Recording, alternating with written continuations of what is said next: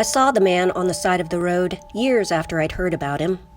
So much time had elapsed since that first mention that I had only the vaguest sense of how I recognized him, like recalling something from a dream.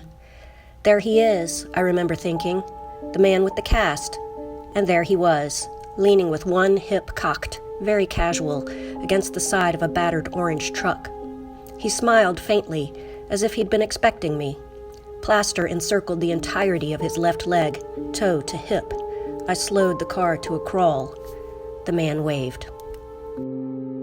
It was late June. The evening sky snarled with low tangles of pink and orange. I was almost finished with my intern year in Baltimore, returning home during a rare stretch of time off to attend a wedding.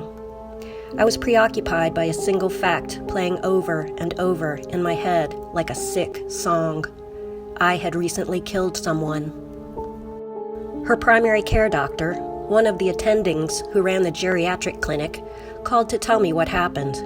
She'd yelled at me, confirming every fear I had about myself. I was a fool. The truth was, I'd also been distracted that day.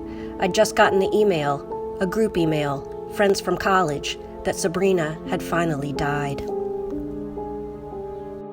When Sabrina learned we were from the same part of Georgia, she'd asked me if I'd ever seen him, the man with the cast. One night, driving home for fall break, she'd spotted a man on the side of the road wearing a big cast that went up the length of one leg.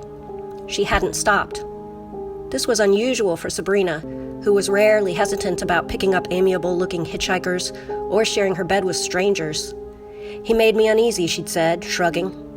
2 months later, when she'd driven home for Christmas, she'd seen a man with a cast waiting at the exact same spot.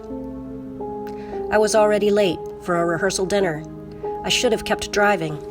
Instead, I held the man's gaze.